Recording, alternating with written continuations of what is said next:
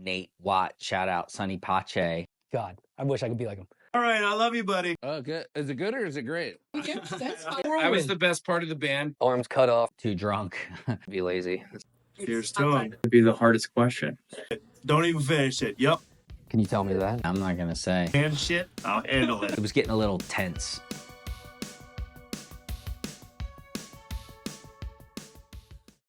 Wagwan, Benny G here. I'm the drummer, and I pretty much learned how to play the drums for this band. I'm Luke Artis. I play the guitar for the Birds.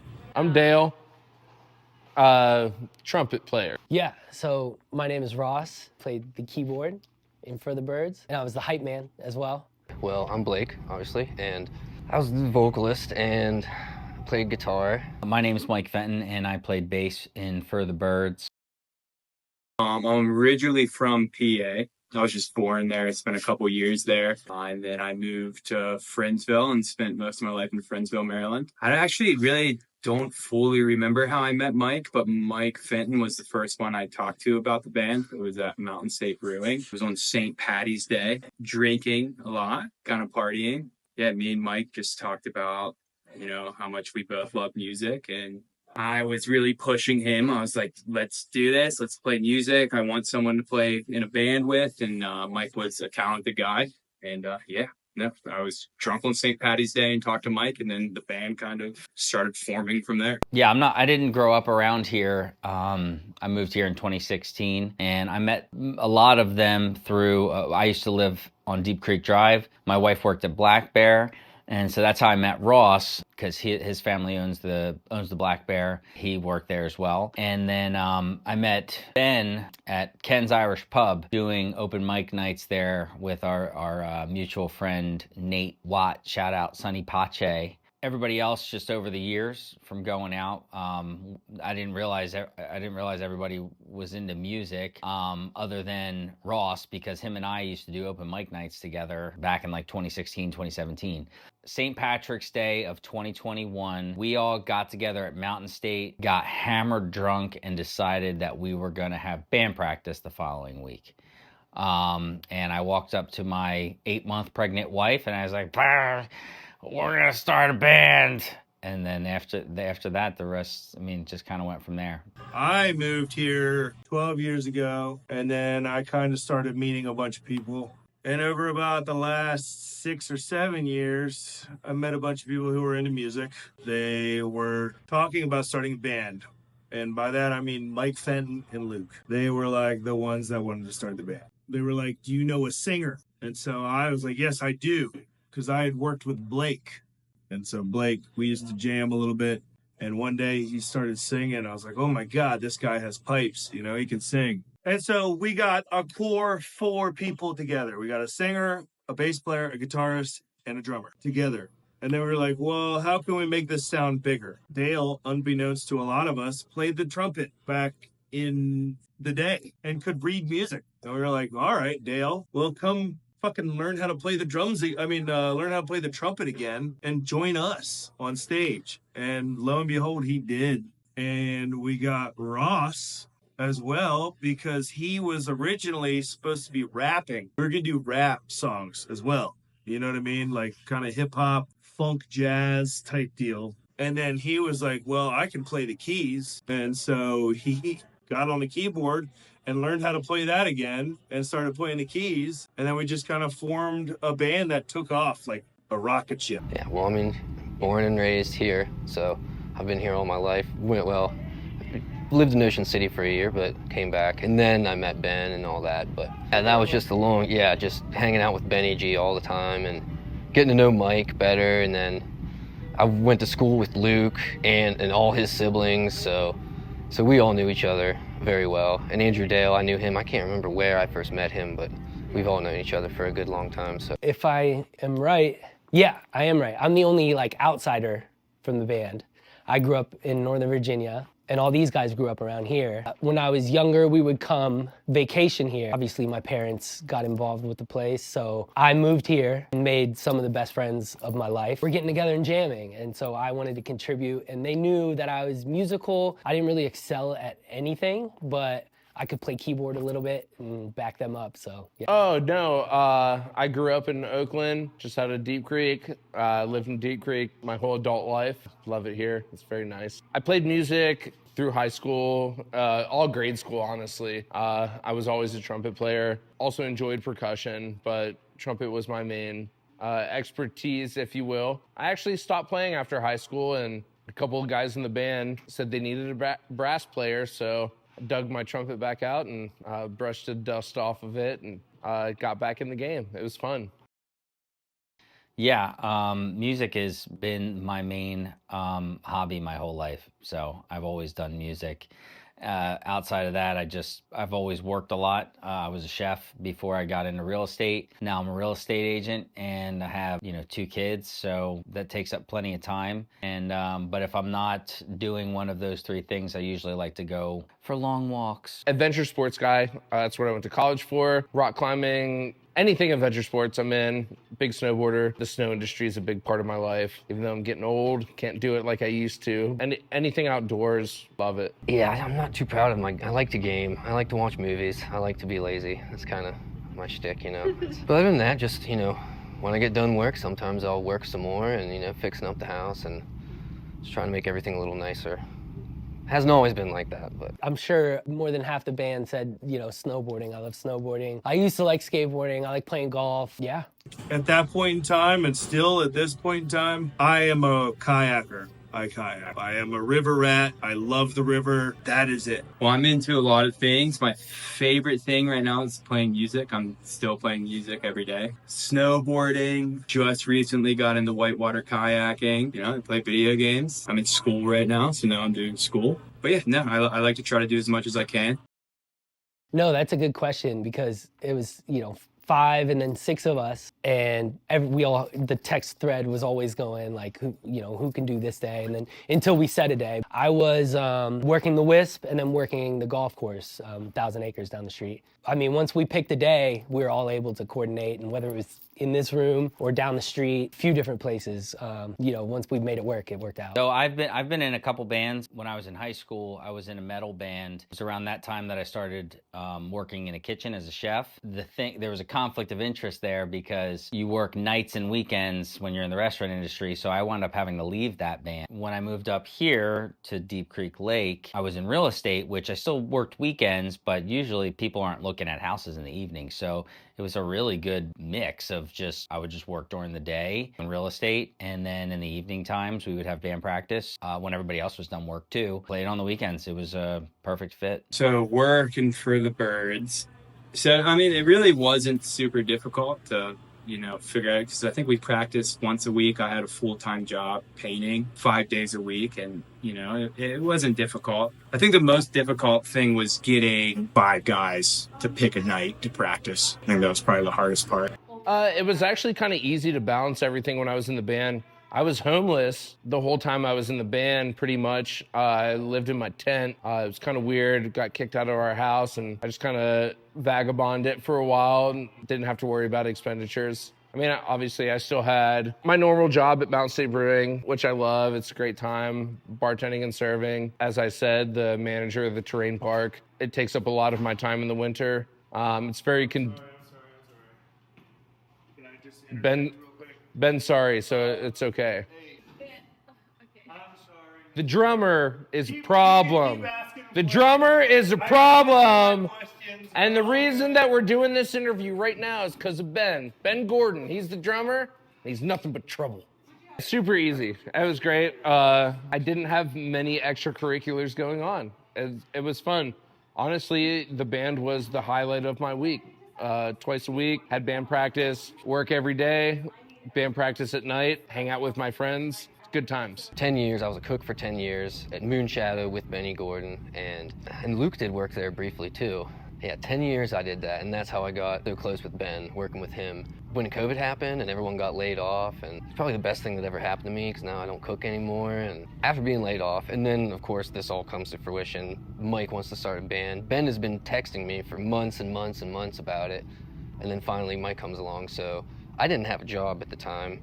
Besides, once a week I would do some farm work for one of my relatives, and it was just, a little pocket cash. But Yeah, I had the pleasure that entire time to be kind of unemployed and living off of what the stimulus they did and all that. I mean, I squandered it away pretty quick, but that was cool. That was cool that I had all that free time to, and it still never seemed like enough time, you know, to practice and get better. And Oh shit, that was tricky. So yeah, I had a longtime girlfriend at that point, who's my wife now. 5 years into our relationship by the time we started this band and we were living together. So that was tricky because I think she felt insecure about it, maybe in a couple ways. I think through the right balance of everything, you can work on what you want to do and what you want to get out of life, as well as work on your relationships and work on your home life. My work life, I was busy. I was busy doing landscaping in the area.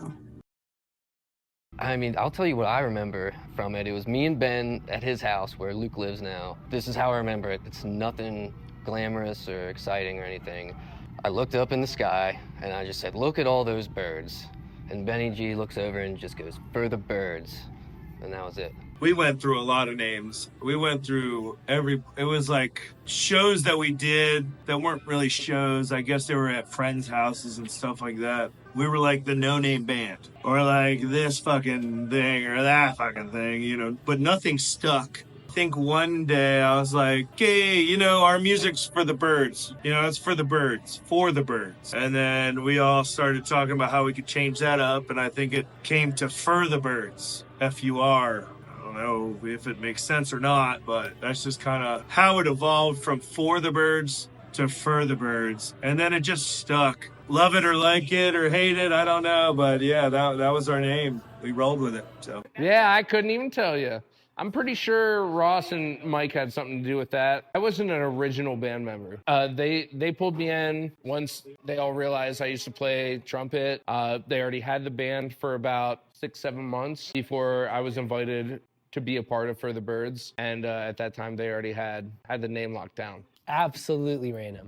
I think it was like a couple month long process and we came up with some gems. And then of course the text thread is going through it too and trying to find the perfect one. And I think we tricked ourselves out of picking like a great one and we just got in our heads about it too much. And then eventually I think it was For the Birds, and then it was FIR the Birds, and then someone said For the Birds with a U, and we're all like, fuck it, it works. So yeah. Well, we spent a lot of time trying to come up with a band name, and nothing stuck. And this one was pretty random, and it stuck. That's a good question. I don't know if I fully remember how that happened. Yeah, because I don't know if we picked the band name in the beginning, because in the beginning of the band, it was just a couple of us. I honestly cannot remember exactly how it came along. I think it was Ross's, our keyboard player. I think it was his girlfriend. Yeah, pretty sure it was her. I could be wrong. Hope I'm not wrong. Okay. But I could be. I don't know. I don't know. I'm pretty sure the logo for the band came around with, and I could be wrong, Ross's girlfriend, Amanda. She kind of headlined all of our, I don't even know what you would call it, all of our swag. Every poster, kind of like the digital marketing for the band. She headlined everything for that. She made all our posters, the logo. Great job, too. I mean, she knows what she's doing. And it was fun. She'd kind of bounce ideas off of us, and I think we all agreed on, at the end of it, what it would be, and turned out pretty good. That was all Amanda, Ross's girlfriend. She's amazing. She did all the graphics. She did so much. The graphics and like printing out posters and all the social media and stuff. She did all that stuff. And then Mike, I think, was a cohort in it too. So Mike was always like really on top of things, you know. He was really, really organized and made up for the lack thereof, you know, and the rest of us organization-wise. So we technically hired her, Ross's girlfriend Amanda. She did all of our marketing, and she split up the take that we got from all the shows. She did all of our designs, including the logo. Man, that would be Amanda. Did a lot of work for us. She was behind the scenes, fucking cutting it up, dude. She got mugs for us. She did some of the logo designs. There were a couple people that were doing logo designs, I think, but she was the one that got just the writing. We didn't really get, she was the one that put it on that hat with an FTB, but our logo was primarily just For the Birds with a cool font. So my girlfriend is talented at everything she does. She probably could have been in the band and been better than me. Yeah, she's a graphic artist as well as many other things. It was kind of just doodling at first. Some of the designs we were all blown away with. So we were like, all right, t-shirts, stickers, posters, hats, let's do it. And people bought them. And I know a few people who have them hanging up in their house. So I have some. So yeah.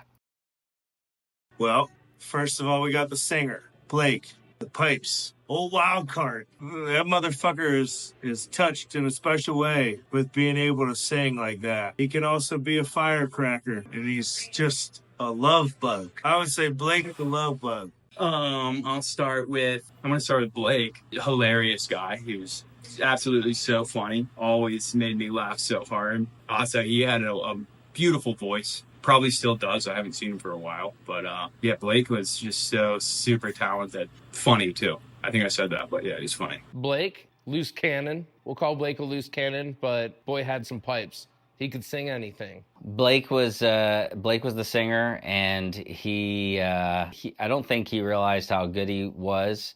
Blake is my brother. Blake has, one of the nicest hearts at times. God, his voice. Sometimes we would practice and he could sound like the actual song. And he's a shithead. Yeah, and me. And then, that's just, I don't know.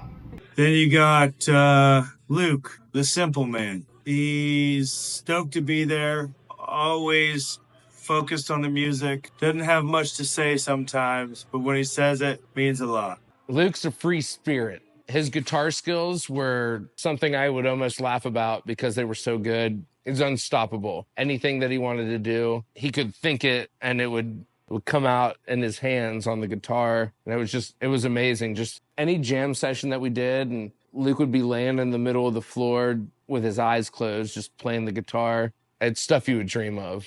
Luke, pretty cool guy. And he's a sweetheart. So Luke, artist, a savant, little shithead, younger brother mentality, love him to death, would die for him. He's too good at everything he tries, just too good. He pisses you off. Mike is a very straightforward, hardworking guy, fantastic musician. In the beginning of For the Birds, that's why I was like really stoked on trying to start something with him, because he takes everything that he does super serious. So great guy. And then Mike was just, like I said, the rock. He's always, on top of things, really smart, really just had things laid out. You're going back, I would love to have shared a little bit of his preparedness, I'm not sure the word for that, but he was always really motivated and precise, and there's a good word for it, I just can't think of it. But Mike Fenton, what can I say, man? Another savant. He would hate to hear me say that. Talented at anything he tries. And not only is he talented to start off with, his drive is can make anyone jealous. Even if he thinks he's not good at it, which he is, he's good enough to piss everybody else off. But if he thinks he's not good at it, he will work harder than anyone else to get better and better and better. God, I wish I could be like him. Mike, I don't mean this in a bad way, but he was the dad of the band. Whatever Mike said goes, but he knew his shit. If you had a question, you asked Mike. Mike knew what was up, whether it was being on time, on beat, electronic issues, working mics, working rhythms, working songs. Mike knows everything there is to know in and out about it. He was the godfather of the band. It was great. Then you got Mike. Mike is the leader. He was the guy that really put it all together. I would that if it weren't for Mike, I think we wouldn't have gotten to the point where we got to. I took on a leadership role. Nobody asked me to, but that's just how I am. Everybody was laid back except me. And Ben. And I say that because Ben's just really hard on himself. He wasn't trying to push everybody else around or anything. He's just, he was just very serious about it, as he is with everything in his life. So that's why he's pretty good at things. Benny, he's bubbly, exciting. I love him. Benny shits on the drums, just the man. Reminds me, I have two older brothers, and he's kind of like a mix between them. Gives off that energy, but doesn't. He has your back, and he's the man. And he's a madman on the drums, and he would get so pissed off. Benny G on the drums, he's tight. Great drummer, had a lot of drive. I'd say it in his own words, he lives on the one beat. He's definitely a ska, punk, reggae drummer, but he adapted to any situation that there was. and he played them all great. I mean, the guy's amazing. Ben, a good buddy of mine. I love Ben. He's funny, talented. It's like kind of like I look at him as like an older brother, kind of. Yeah, fantastic drummer. Ross was the motherfucking energy master. He was the fucking guy to hype everybody up. I mean, when energy was low, Ross comes in and he's like, let's go, you know, and would hype everybody up. And it would just bring that added extra element of just excitedness that made us perform that much better. It made our shows that much more electrifying. I mean, you look on any of the videos, Ross is hyping everybody up after their solos, after they nail a hard part that they've been fucking up in practice. You know what I mean? So, hype guy. Ross is the hype guy. Ross? Man, I don't even remember when I first met Ross. I somehow like just know Ross. I think it's from Mountain State. But Ross, great dude, hilarious. Oh, Ross, the keyboards. I'd say Ross was the hype man of the whole band. There was never a second that the energy level coming from Ross was small. It was always high energy, super stoked, very talented musician. I mean, he always brought the vibe to the group. It didn't matter if someone was having a bad day or a good day or any day. As soon as we all got together, Ross set the tone for what we did as a band, and I think we all fed off of it very well.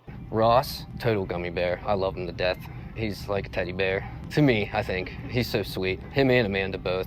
I'm Dale, a band member. In my opinion, one of the least important parts of the band, but gave a little something on the side. And then you've got Dale. Dale was a glue that kept it all together. You know what I mean? Come on, guys. We're doing this. This is it. This is what we're made for. This stuff we're doing this for. You know, even when people are fighting, Dale could just glue the situation back together. Oh no, Dale. Yeah, no, so Dale was the late addition, also a sweetheart. Big teddy bear. Love him to death too. So I don't think he's ever been mean to me once in his life. None of them really, so yeah, they're all just really, really good people. Dale is another great dude, funny dude, very caring guy, and super talented. That's a crazy thing is like a lot of us weren't playing instruments for very long. I played guitar forever, but I really only started taking it serious when For the Birds started. And I'm not sure how long Dale was playing, but I think it was a short period of time. But for as long as he was playing, he did great. And same with Ross. Ross wasn't playing keyboard very long. He picked it up quick. And same with Ben. I think Ben only played drums for a couple years, and then he got really good really quick. For none of us ever really playing the instruments that we were on before the band, it was really remarkable how it all came together. And then Andrew Dale. Andrew Dale was the perfect like sprinkle on top of the band, and I've known him for years, and he's my best friend. I knew he played trumpet, and then he came to a practice and literally blew us all away. It was bonkers. Yeah, and he's just the man. And he was the gel for the longest. He wanted it so bad. He just, like, it rubbed off on all of us. It was, you know, contagious. So yeah, that's the boys. Oh, shit. I feel like for me, it's scary for somebody to go from not playing in a band to being in a band to playing live shows in that band within a quick time frame. For me, it was nerve-wracking. So nerve-wracking. It still is. If people really, surely, truly do ever get over it, I think they just look cool, but inside they're nervous. It changed me. It was something that I could feel good about. When I would hear somebody say something about our show or be like, hey, you guys did great, it made me feel good. So I guess it really just kind of gave me a boost. Gave my ego a boost. Not that I have a big ego, but it made me feel better inside and outside. It was a little bit of everything, you know. It was really exciting and I loved it, but at the same time, it's like dopamine overload, you know. And it's hard to do that for like 2 or 3 hours and then turn around and go home and just, where it's quiet and everything's still. It's weird. There were times where we were fully prepared, practice, sounded great at practice, showed up, kind of sucked. And then there were times where we went in kind of blind and we pulled it out, kind of amazed ourselves on the stage. So it was a total mixed bag. We didn't know what to expect, and we were all pretty hard on ourselves. There was never a show that, you know, people didn't come up to us after and said they loved it. So that was cool. But every single one, I think we all thought we could have done better. But, you know, yeah. It was just another day. I mean, we kind of built up to it. We would always have a kind of small practice right before a show, just to kind of dial in a couple things we were making sure that we were all on point with. When it came time to show day, I'm pretty sure everyone had their own ritual of how to get ready to perform in front of people. Personally, I enjoyed it thoroughly. Like it was one of the best parts of my month, knowing that we had a show and I get to play live music in front of my friends.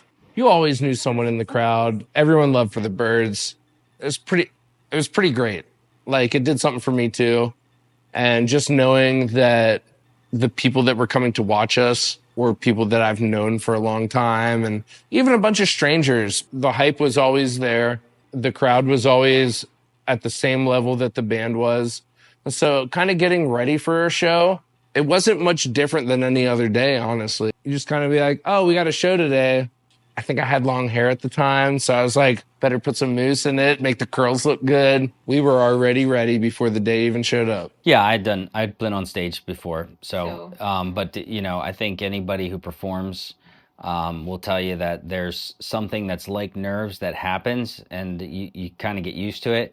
But like for me, I can't eat before I get on stage. A lot of times we'd be drinking, so I should eat. I just can't. I have no appetite. So that I don't like feel nerves like I'm nervous. I'm anxious to get started. I don't know why I do it to myself, but I get there like 4 hours early and I just hang around and wait. I get anxious. I get very anxious to like get started. Yeah, it was like an escape. I worked 5 days a week, Monday through Friday, and everything was, any of our shows or practices, they were always at night. So it never really affected work, or it was never stressful for me. I was always just so stoked to be doing it that I didn't really care when it was or how it was. I was going to make it super easy. It was super easy to do it.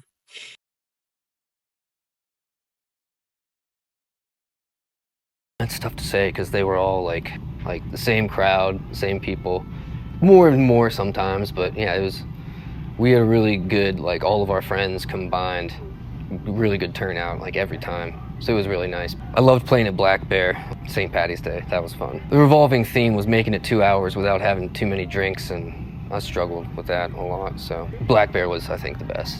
The Mountain State End Fall one was really cool. Yes. And the one we did at the Rotary Club in Oakland, that was really cool too. That was, I mean, they're all super cool. And just small, Garrett County venues, but it was a good start. And to go back to the last question, no, or I don't know if that was part of this question. It was like the first. I've never done anything live, performed or concert or anything. I was in band in high school, and that's about it. It's a lot different than being at the front. Huh. I don't know if I have a favorite show that we've played. I don't know, cheesy answer. It was it's just fun. It was always fun for me. I always had fun hanging out with the guys, whether the show we played was good or bad. I guess Mountain State was a pretty cool show because it was the most people we've ever had. And, it filled up. It was crazy. But no, I liked it all the same. It was great. It was a fun time. So it's hard for me to choose which one's my favorite. I really loved the one here up in the nightclub. Was it a St. Patty's Day maybe? Both my brothers were there, which was cool. There was a few that were way cool. We had the one outside in Oakland at some festival that was really sweet. But then the Mountain State one was just kind of bonkers. Everybody was singing along. Everybody was engaged. People were crowd surfing. It was fun. It was electric. Every single show was my favorite show. I think maybe there was one show that we did at Mountain State and people were fucking crowd surfing and everybody was hyped to the max. I think it was record numbers at Mountain State. Everybody was there. It was out on that little patio out back. And I just remember sitting behind my kit and we're like in the last 30 minutes of our set and I see all of my friends just fucking smiling and just dancing like nobody's watching, you know what I mean? That resonated with me, and that was my favorite show. Yeah, the crowd was just unreal. I was like, wow, how? Why? Yeah. I was like, we haven't been doing it that long. Yeah, I think the Little Yaak River Mountain Festival, I think I said that right, Little Little Yacht River Mountain Festival, I think is what it's called, down in Oakland. We played that one, and they had all the equipment for us, and I set up all the sound ourselves, and I got to record the entire show. I used my mixer, so I got to record that entire show, and honestly, it was just a really good gig. It was early in the day, so we weren't like too drunk, and so we played really well. It was an older crowd, like, 50 plus people there. People liked it, and that was really surprising. So, but we had our normal crew that we bring out, and they came and saw us, so that was good. Nobody was like and then left. They were like, I can't believe I came out. Everybody stuck around, had a good time, and so yeah, that was probably my favorite. Oh, 100%. Easy question. Favorite concert we ever did? End of summer party at Mountain State Brewing Company. I set it up. We actually had a full live day of music. Jesse Shamrock and the Still Brewing Band, Tara Crawford, a couple other people started out the day. It was a whole day affair of music. For the Birds, obviously, headlined it. I just thought it was going to be kind of your normal concert. You'll get your friends to come out, get a decent crowd. I'd say it was about maybe 2 hours, maybe an hour and a half before we went on. I went outside and I saw that there were cars parked all the way down to almost 219. The amount of people that came out was phenomenal. I was like, we fucking did it. Like, we're doing it. This is what we came to do, and we did it. It was great. By far a standout moment for me. That show will forever be my favorite. You could bring it up to any of the guys, they'll agree with me. It was something special. The amount of people that came out, the amount of fun that we had, unparalleled. It was special. So my least favorite, believe it or not, I get nervous as hell. And so I would be nervous and in my head and I would mess up. That was just, I hated it because I did it in practice or at my house over and over again. And then I would get in my head and mess up. But then my favorite would just be seeing people engaged. And then especially some of the songs where we did rap songs, I got to rap and people were engaged and rapping with me or cheering. It was, yeah, awesome. It is greater than you, which means it puts a sense of responsibility into you to perform at your highest level because people came to listen to what you have to do. And for you to not put any work or any effort into it before you went out and do that, I feel like it would take a special person to do that. I feel like anybody in their right mind would feel the pressure and be forced to do it. And then through that, enjoy the fruits of their labor afterwards when everybody's like, you did a great job. And you're like, man, all that torture, all that time I spent on this one fucking drum fill, you know what I mean? Is all for everybody, to just be like, yeah, that was awesome. It feels really good to hear gratification from somebody saying that you did a good job on stuff that you put your heart and soul into. And then the worst part about it would be doing shitty, would be messing everything up. And then having people, I guess, recognize that. Because you did put your heart and soul into it and you fucked up a bit. I guess. I don't know. If you asked me that same question again, I'd probably have a different answer. My favorite part was probably just playing with the guys and just like, it was definitely my favorite part. My least favorite part was probably playing in front of people. Like playing the music, but playing in front of people was definitely pretty scary. My favorite thing the whole time was just hearing the sound that we made, just making the music and hearing it come out of the speakers. The cheers and everything are fun and all, but I loved when we made music, not made it, but when we performed and it sounded rock solid, and that's something to be proud of, I think, for all of us, for sure. That was my favorite. Least favorite, I think my inability to control my drinking sometimes, that kind of got in the way. And then, like I said before, just the dopamine rush from being in front of all these people, and then you're done and you're just hanging out and partying with everybody, and then you go home and it's just quiet. So it's just like two completely opposite ends of the spectrum. So it was hard for me to grapple those emotions sometimes, settle myself down when you get home at 2 a.m. and 2 in the morning. And so that was probably the hardest thing for me. I just enjoy playing instruments. So, I practice all the time. I just like making noise on instruments, and I'll do it all the time. So I like doing that on stage as well. But what I really like is growing something. So working together as a team, and then just when something comes together really good, I just love that feeling. It doesn't matter if I'm in front of people or not, but I do like to see the energy of a crowd if you have never performed on stage. Like when everybody's like into it and they're not just like having their own conversations, like they're just actually paying attention. It's good validation that we got our shit together. Like it's like, okay, a lot of times you think that it sounds good, you know what I mean? But like to other people it doesn't sound good. So it's like, and that's okay. Like if you're proud of it, that's great. But there's something special of like when you're feeling it and you look out at the crowd and they're all looking at you and they're feeling it and you're like, okay, this was supposed to happen. My least favorite feeling is the exact opposite of that. When I'm like, man, we worked really hard, you know, we got a little too tuned up and things are falling apart. Usually at that point, it's the same feeling, but then I listen back to the recording and I'm like, ooh, that wasn't as good. But that's all. I mean, honestly, it's really, once you get going on stage, everything just feels good up there. I don't know why, everybody's just in a good mood. So my least favorite thing is just me being nitpicky, honestly. The show's great. Everything from start to finish, it's fun. You already know what's going to happen. It's a good time. I mean, obviously, you got to set the stage up and do all that stuff. But once it's all set up and you're playing the music, the show is there.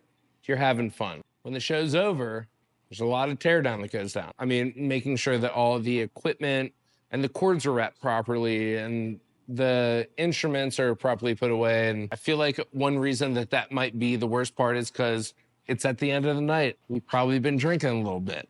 We've had a lot of fun through the whole show, and then it's over and everyone goes home. But after everyone leaves, we still got a lot of work to do. I don't want to say as a musician, but at least what I've gathered when I was playing with these guys, the most tedious part was having the most fun that you ever had, and then it's all done. And now all you have to do is clean. It's kind of like cleaning up. So, I mean, that's definitely the most tedious part, for sure.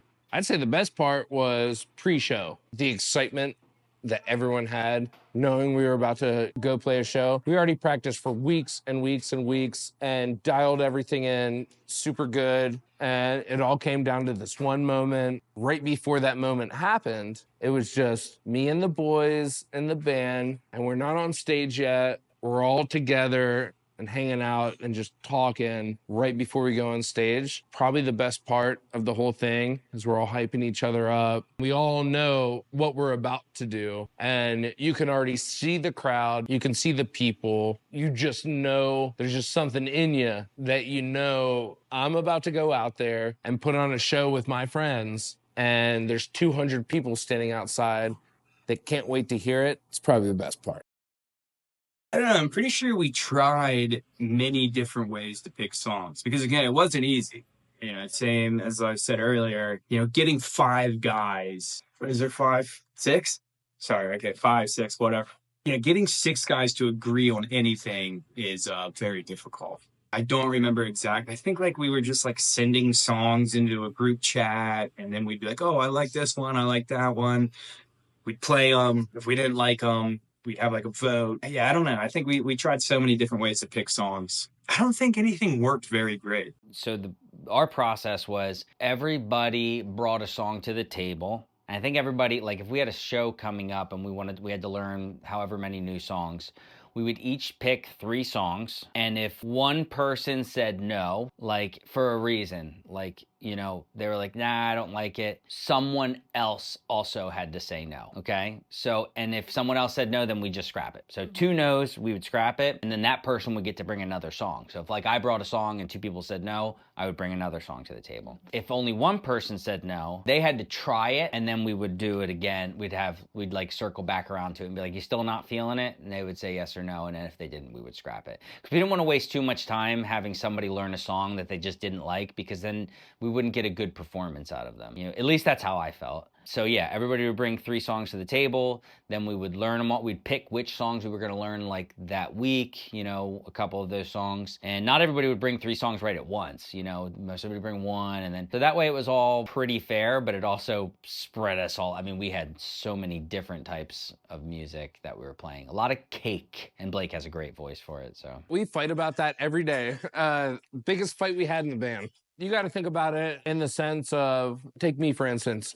I'm a brass player. We played a lot of cake music. Like, we covered cake a lot. There's a lot of brass in it. I got to be involved. I loved it. But I also wasn't mad when they were playing metal and other styles of music that I wasn't involved in. I found a way to get involved, whether it was through percussion or something else. But I'd say the best way we figured out at the end of what we wanted to play as a band, we had a giant dry erase board in the studio, and we would write down all of the songs anyone in the band was thinking about covering. During the peak of the band, I caught myself just listening to music that I normally wouldn't listen to just hang out and be like, oh, we'd kill this. We would kill this song. We'd kill this song. So I would pick a couple, and for the other guys, they'd be like, oh, I know we would kill this song. We would kill it. So we would all come together, and I think we practiced at our peak twice a week, and we would kind of sit there and brainstorm, and we would write all the songs on a dry erase board and be like, all right, I think this would be great. This would be great. And then there was a point where everyone picked 2 songs. It's like, I want these 2. I want these 2. I want these 2. I want these 2. And then we'd put them down, and then we would sit there and listen to them. And we'd kind of be like, all right, I think we would do great on this one. We'll give it a check. And then we'd listen to one. And if one of the members was like, I hate it, I don't want to do it, it's gone. It was a good way to find a happy medium for everyone, that we could kind of be like, oh, I think this song would be really, really good if we played it. If the lead singer said, I'm not singing that, scratch it, it's done. Or if Ross didn't want to play the keyboard part, it's done. It's probably the easiest to get along with, because in retrospect, everyone else in the band probably had the hardest part. I just played the trumpet. You know, if there was a brass section, I can figure it out. It was good. And they were always on board for the things I wanted to do, because they were a little more simple than some of the other things. Yeah, when it came down to it, we would just sit together as a crew, and we would just play the music and listen to the song. And if someone didn't like it, we'd scratch it. If everyone loved it, it's on the board. We gravitated towards Cake. Cake's amazing, you know. Best live show I've ever seen in my life. They're amazing. And we sounded good when we played them, so it was kind of, and we all loved them, so. And Andrew Dale was rocking at the trumpet, so that was also, you know, just a lot of reasons we went towards Cake. Like I said, we did some group requests, but for the most part, it was all like, we would mediate on these things and give each other ideas for songs. We had lists in Spotify, just hundreds of songs to pick through and what we were doing, and we would throw out all the time. And so it was a group effort, and I think we worked really well together to make set lists. But I think Mike still did. He did the brunt of that work for sure. I don't know what the other guys say about that, but Obviously, we found the ones we sounded good at, kind of like, we didn't stick in that lane totally, but we ran with songs that kind of sounded like that. But then there would be recommendations. We had a shared Spotify that we all added songs, and we kind of got to vote on songs, which was cool. And we got to, like, everyone pick 2, and then we'll try and learn them, and if we sound good at them. Yeah, it was kind of just a vibe. How do we feel when we're playing it? How does Blake sound? Because he's a fucking chameleon, and he can sound like whatever lead singer. So as long as he sounded good, I think we all liked it. Hi, Blake. Go get yourself a drink, dude. Where? Out at the bar, brother. You're not allowed to look at these questions that I'm answering. No. Nope, you got to go hang out with the band. Yourself? Luke, Dale. Alright, sorry, I didn't know that. You're all right. I love you, buddy. Thank you for handling that. It's all good. I'll handle any band shit. I'll handle it if you need me to.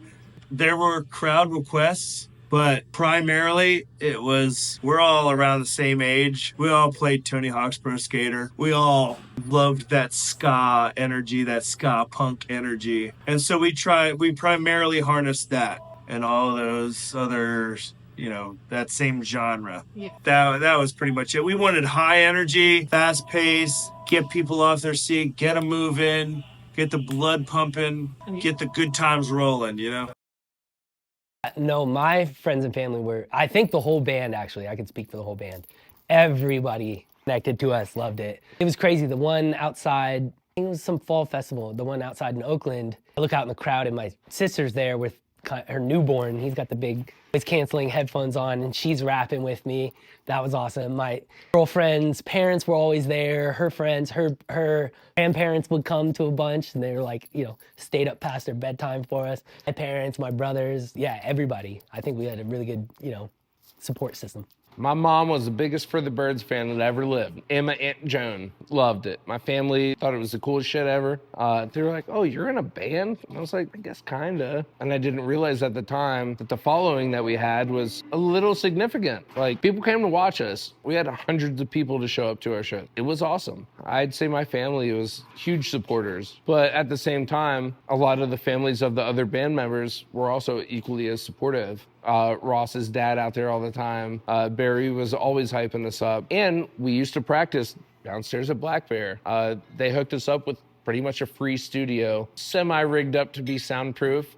We tried our best. My friends also, like, after they heard like the first show with everyone, I would always have friends coming up to me and to my friends, be like, yo, when is For the Birds playing again? Where are you guys gonna be? It's the best live music we've had in Deep Creek in a while. And it kind of very close to home and pretty deep that, like, yeah, I get it, we're just playing cover music, but we took it very seriously. The guys that I played with were talented, very talented, from rhythm guitar to lead guitar to all of it. Talented boys. And it was kind of crazy thinking about being in a band with these guys, because when they first asked me, they were like, hey, we need a brass player. And I was like, I'm not gonna be a part of my friend's shitty garage band. And then I saw him one time and I was like, I'm in, let's go. You're doing something a lot more than that. So I'd say, like, our family and our friends were the biggest supporters of us. Never heard of any haters. And if they're out there,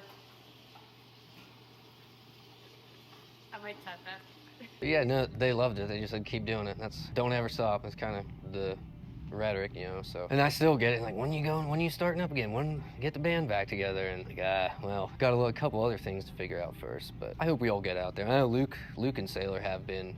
They just played at Moonshadow, their first show, Valentine's Day, not last weekend, but the weekend before.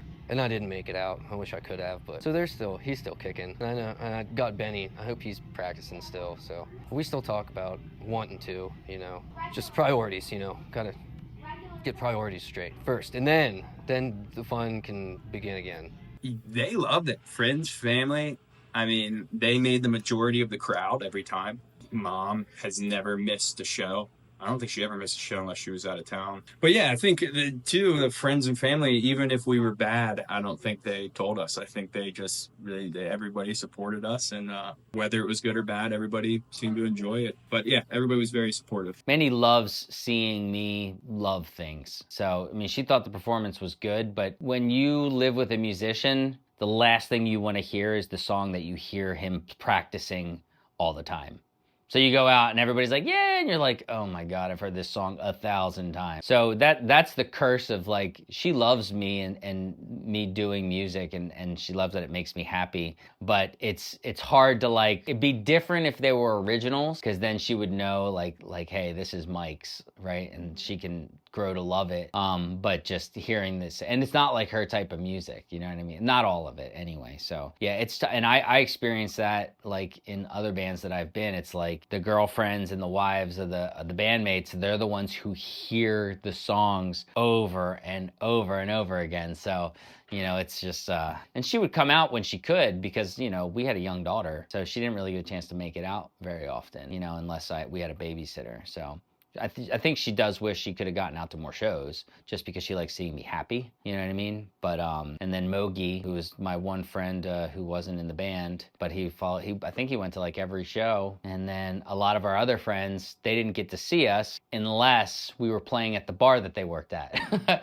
right? So yeah, then then they would and those guys at Mountain State or at Moonshadow. So it was tough. Everybody, I mean, we played on the weekends. We played busy weekends, so everybody who was in the service industry, which is pretty much all our friends, you know, it was tough for them to get out to the shows. So oh shit, everybody was supportive. It was awesome. It was great. They didn't give us any feedback critically, because I don't think, other than my brother-in-law, and none of them were too musically inclined to give us feedback. But it was great. We got good support all around in that. I think just the first show that we did, and I don't know why I didn't mention this. So I don't know if we did it once or twice. I think we only did it that one time, but a little family festival called Tip Top. It was like some of Mike's friends that he had, and they were super great people. And then I knew their son, or his nephew or whatever, Stephen Mogi, that's a whole nother story. But yeah, that was sweet. We went out there for our first show and we camped for 3 days for the weekend, and then that Sunday before the 4th of July was our first show, and that was kind of where it all started. And that was, I don't know, what did everyone else say? Can you tell me that? Or? There was a moment, but there was a couple moments, especially, so our buddy, his family throws a event every year that we were invited to. It's called Tip Top. It's down by the Tip Top Yacht. They have a lot of different bands that come play, and some of the people that play there are extremely talented. And we were always fortunate enough to be involved with this event. And I think that's gonna probably be the best memory for me. We got to headline the end of it. That was us, like everyone played and it was great. And we got to sit there and watch our friends and friends of friends play music and have fun. And it didn't matter if it was their first day ever playing music or if it was their first week that they made a song and they played it in front of people and it sucked. Everyone was there to hype them up and it was great. We were fortunate enough to be the ones that headlined it. We were the last show on Saturday and everyone was there for the whole weekend. We camped out the whole time. I mean, it was something cool. It may have not have been our biggest shows or anything like that, but the kind of people that hung out at the Mogies place, it was something special. It was fun. There's just too many. I think just, you take it for granted because it's practice and it kind of sucks. But every single practice, there was something that left us all dying laughing. Whether it was trying to come up with a band name or just, shooting the shit. And of course, for practices, we would go and, kind of turn into a party night. So while we're practicing, we're all drinking, and it was hanging out with my best friends, being able to play music. It was fun. My most memorable part, it might sound bad to anybody out there who's, listening, but I always got a bottle of tequila before every show, and the band would take a little rip off that bottle of tequila before every show. It was kind of like a ritual, right, if you will. I don't think Mike was drinking, so maybe he did like a sip of his LaCroix or something like that. But we would all take a shot off this bottle of tequila, and then we'd go up together. And that, for me, was not just one memorable moment, but like almost every single time, it was a memorable thing for me before we went on stage. It was like it was a ritual, you know what I mean? Like, we're getting ready to go on stage, get your nerves, get your head gone, to leave all of your expectations behind. If we fuck up, we fuck up, keep the show going. If we do great, let people applause. But we are going to go out and do the best that we can. You know what I mean? So here's to that. And we would do it a little sip. We'd pass around the bottle. And so that, to me, would be my most memorable time. Memorable. Like I said, all of it was so much fun. It's hard to pick up a certain moment. Almost done. It's only 4 questions left, okay? Only 4 questions. All right. Okay, Andrew, how about name your 3 top favorite musicians or artists or band? Top 3. That's too tough. That's a tough question. You gotta do me like that. Saying who my favorite artist would be, I'd be lying if I told you. I don't know. Definitely Nickelback. Yeah. Oh, Creed all day. Creed Power Hour. Dude, Creed Power Hour hits close to home every time. I listened to a lot of Cake. When I was in the band, that was probably my number one, I don't want to call it a genre because it's a band, but the style of music that Cake plays is probably the number one thing I listened to because A, they're dope, and we covered a lot of Cake. So I listened to a lot of it. B, they had a lot of brass in it. So it was easy for me to listen to Cake style music and be like, I can present this to the band and still have a part because there's a lot of music out there that doesn't require a brass section. I was probably like the black sheep of the band. Every band needs a lead guitar, a rhythm guitar, a singer, a drummer, a bass player, and a keyboard. You gotta have those things. You can get by without a brass section. Which For the Birds did for a while until I joined with them. Yeah, I'd probably be lying saying what my favorite was because It's a little skewed because when I was with the band, my favorite was different than what I listen to now. I've moved on into a different area, not playing music anymore, kind of DJing like deep house and techno. Like that's my thing now. I would never dream about even bringing that up to the guys when we were playing because we didn't do that kind of thing.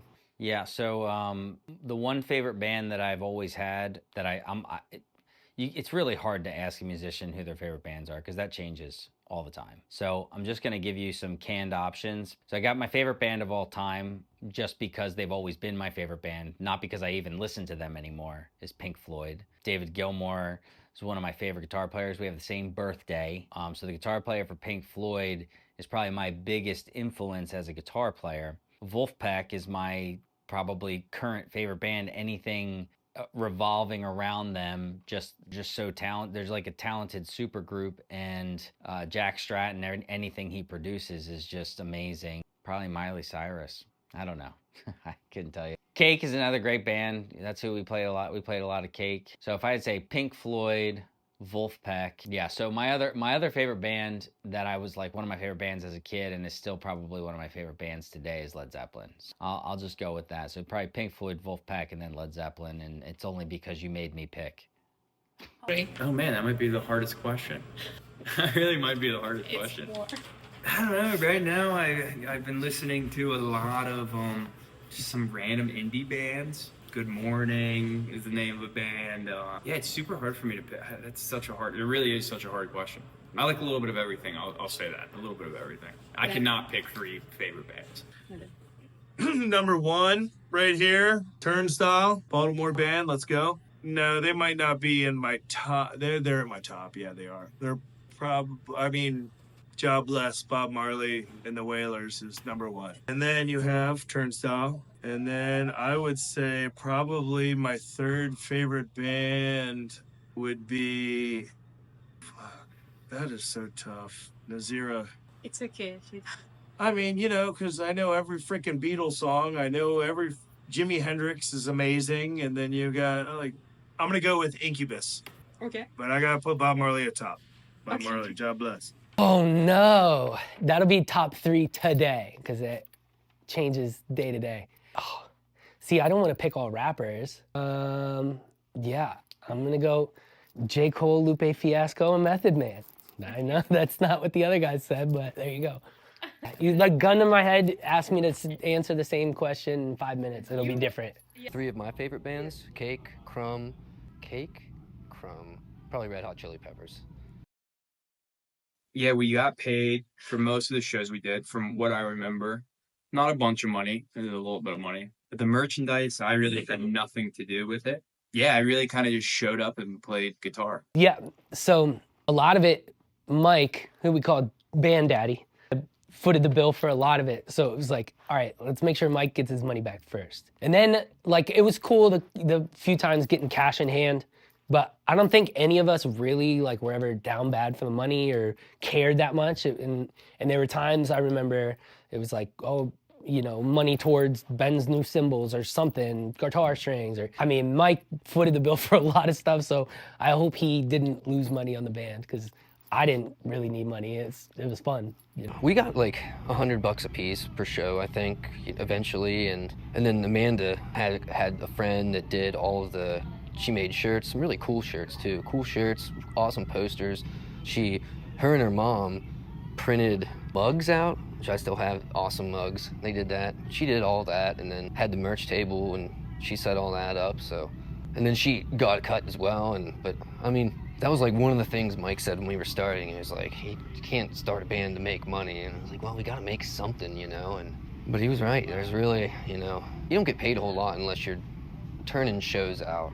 That was something I think none of us really wanted to turn them out. We wanted to keep learning new songs, give people fresh, new stuff to do, because it was the same people coming to our shows all the time, So give them something to listen to.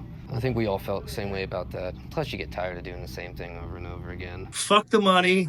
Fuck the merchandise. It was never about money, and it was never about merchandise. That was just kind of a cool aspect of it. Money, we didn't make anything really above just paying for whatever gear or whatever shit we got, And then, honestly, I've got a For the Birds mug at home that is my most prized possession. It's awesome.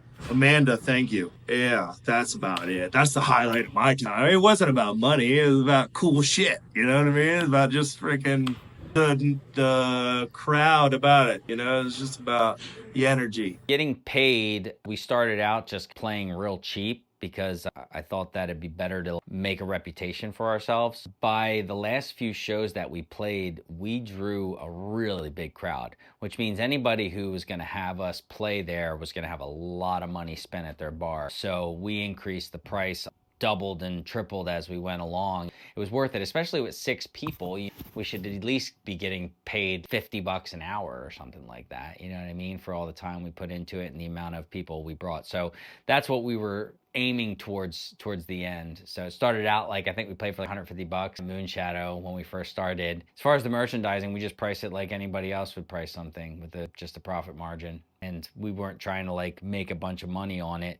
We were just trying to spread our brand, but we didn't want to lose money on it either. So yeah. Oh, getting paid was sick. I'd say for the most part, the entire time I was with the band, we got paid decent for shows. It's Garrett County. You ain't getting paid good for nothing. We'd make a couple $100 here and there, and we all agreed that we would take that money and put it back into the band, which was a great thing because we had top of the line sound equipment and everything we needed. It was new, it was good, it was proper, and I'd say most of the money that we made in the band went back into the band.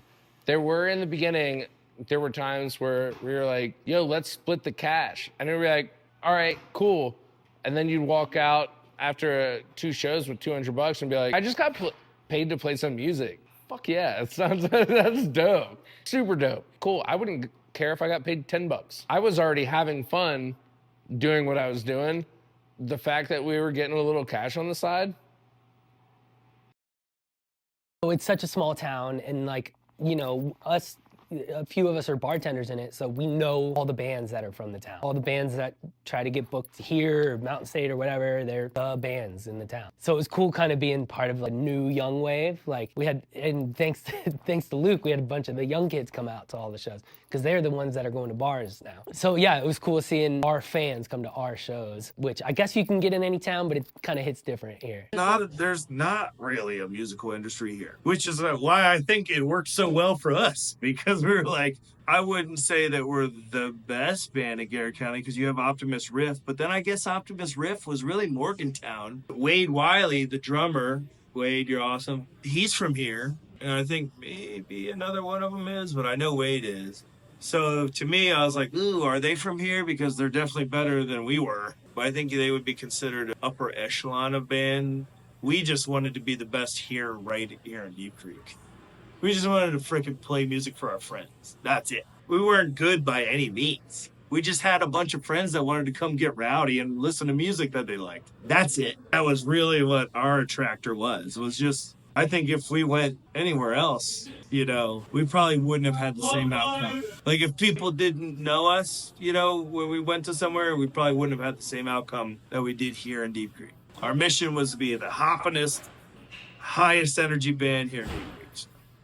It's cool because it's Garrett County. Garrett County is a very close-knit group of people. I mean, don't get me wrong. You'll have the other side of that, people that hate it. And it's just like Shelly. She hates live music and she hates everything. But it was cool because on the Adverse, it's such a small place. When we would play, we knew everyone at the shows and they came to see us and they wanted it. Like, we had people that were like, when are you guys playing? Where are you playing? I need to hear you guys play again. And just having that was, oh, you like what we're doing? All right, that's pretty cool. Like, it's pretty cool having people that like, they're not even your best friends, or like, they're like kind of acquaintances. Or like someone you maybe went to high school with 10 years ago that you never talked to, and like, oh, yo, what's up? You're in For the Birds, right? And they're like, yeah, we came to your last show. You guys were sick.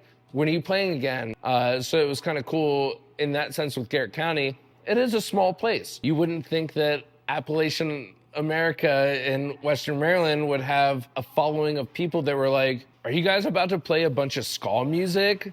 yeah, I'm gonna get down. It was pretty weird, but in a good way. It was in a good way weird that we could do what the people wanted, even if they didn't know that's what they wanted. Very unique, I think.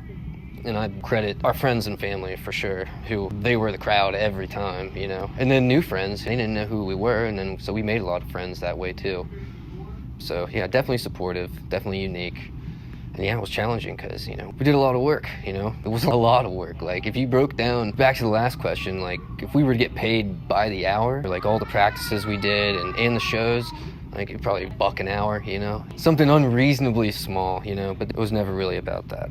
This is definitely a weird place to try to do a band, because if you're not doing country or alternative or rock and roll, you know, AC/DC, whatever, you know, it's definitely hard to get people to come out, because most of the bands around here are, again, playing AC/DC, alternative, kind of that kind of stuff. So I think we were one of the first bands that were really kind of trying to get out of that. But it definitely wasn't easy. We're lucky to have a lot of good friends, family who wanted to come out and watch us. I think that the friends and family is probably what made up most of the audience. But yeah, not easy to start a band in Garrett County. It's very difficult. Again, unless you're playing country. If you're playing country, then you're probably good to go. But yeah. Yeah, being a band in Garrett County is really unique. There's a lot of interesting, talented people here, and you have, between the 6 of us, just about everyone who lives here within the age of 20 to 40 was our friend. So they would all, like, if they could be there, they would be there. And so it was just a real, like, small town, big county vibes. Every time we played, it was a party, you know? So it was really, really cool. But the other thing is, you know, you have these awesome restaurants because of the tourism too. So like at any point in time, you know, we have our crowd, which then like hypes up the people at the restaurant, and then like before you know it, everybody's having a great time. We were a fun band who played fun music. It wasn't the same old like bluegrass or like, you know, acoustic guitar guy, which there's nothing wrong with that, but like this was something that I didn't see very often. You know what I mean? So, especially this type of music that we were playing. So, Ben, always. Me and Ben are buddies. I think we always will be. We have kept in touch since the band, even before the band. Me and Mike stay pretty close. We were in a band together. He actually recently just left. And then Blake, I haven't talked to Blake much. I'd like to talk to Blake more. Ross, I don't get to see Ross. Ross moved away, so I don't get to see him. And then Dale is a boss of mine for my side job, so I see Dale a lot as well. Who else? I always feel like I always feel like I'm forgetting something. I can't be forgetting anybody. Ross, Mike, Blake, Lynn, Dale. Nope, we're good. All right. Oh, half the guys are my best friends. Yeah, I see a lot of them every day. Except Ross, he moved away. Still my best friend. I see Benny G every day. I'll even go play drums with him in his basement. I ain't a drummer, but it's just something nice for us to go do and hang out. Mike Fenton, he's the guy. Like, Mike Fenton's that guy. You ever need some studio time or a question about electronic equipment or something, it's like, he's always there for you. I'd say most of the guys that were in the band are some of my best friends. You goddamn better believe it. Don't even finish it. Yep, fucking talk to them all. Love them all. Every single one of them. sure. Yeah. Well, I went on and I joined another band a couple years later with Luke and Ben, and a couple of other people who were not.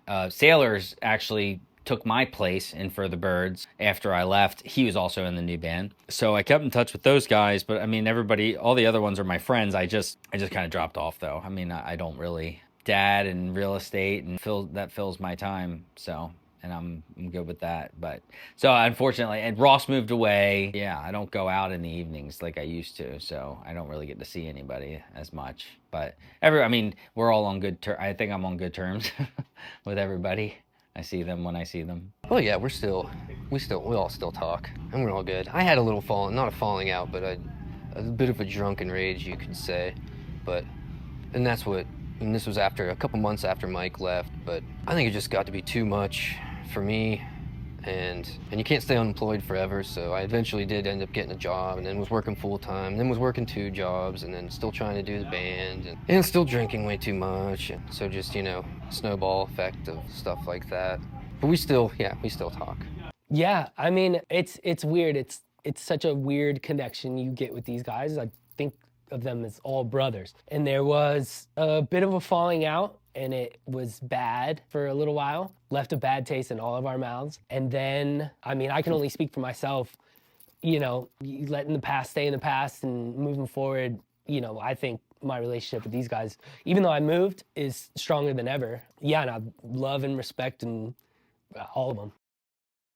So I'll let them tell you why it ended, because I left the band before it broke up. So, but I left the band because it was getting a little tense. So I was like, you know, I'm just gonna back off. And then they had a falling out with Blake after I left the band. And so they asked me to pop in and basically jump into Blake's spot for a couple songs for a show that we had booked at Tip Top, which is Mogi's family's, they have like a music festival thing at their property every year. So so we did that, and as far as I know, that was the last show. Yeah, I won't go too deep into it. I guess so. I think it was after New Year's. Mike ended up kind of just having enough. I think he was going to have another kid. Whatever, he had real life shit going on. So he decided to leave, and then after that, we tried to stick together. We tried to push it out, but everybody just had kind of different stuff going on and different things going on, and I don't know, kind of just faded out. Sucks, but I don't know. Mike left, and then we kind of fell apart a little bit. Yeah, so there was a little blowing up. I'm not sure how it happened. I know, you know, this probably didn't help with all of us arguing and whatnot. It did get ugly for a little bit, and then we resumed, or tried to, with Sailor come in, who fucking kicks ass. I didn't mention Sailor earlier. The man. Just one of the best people you'll ever meet. And sick bass player. And so we had, you know, a little Further Birds 2.0, and tried to make that work. But yeah, the end, it got a little ugly, and I like to think we're all good now. That's how I feel. So Stress got stressful. People were dealing with that stress in different ways, and we were moving too fast. Out of control ball running down the hill. And it was hard to control it. 6 or 7 members. I mean, being in a band for any length of time gets very strenuous and very tough. I got no comment on that. The band ended because it ended, and everyone in the band knows why it ended, and that's that. Oh man, it was all me. Yeah, it was my fault entirely. But so I wish it would have, you know, the separation could have been a little better, but it wasn't that bad, I don't think, in the end. And I do regret it, but at the same time, a lot of good things came out of it, even though I do miss it. And, you know, there's still always the possibility of getting together and jamming. And, you know, I can still see him. We can still talk. So it's not the end of the world. Yeah, I wish it never stopped. But I wish there was a way to I could figure out my own problems and be a part of that at the same time. It just ended up being a lot for me. You want to say anything else? Nah, it was pretty great. Great. Yay. So all good now. I love all those guys. I miss them, and a little hole in my heart from all that, but that's what it is. Just because it didn't last very long doesn't mean that it wasn't very special. So I don't know, it was a great time. It was cool. For the Birds was the best, man. Sometimes I wish that we were still doing it, but you know, maybe in the future we'll see. Getting just shot too close to the sun, and then we fizzled out. But the time was great while we had it, baby. Yeah, let's go. So. That's it. That was a good ending. Thank you. Today is another day.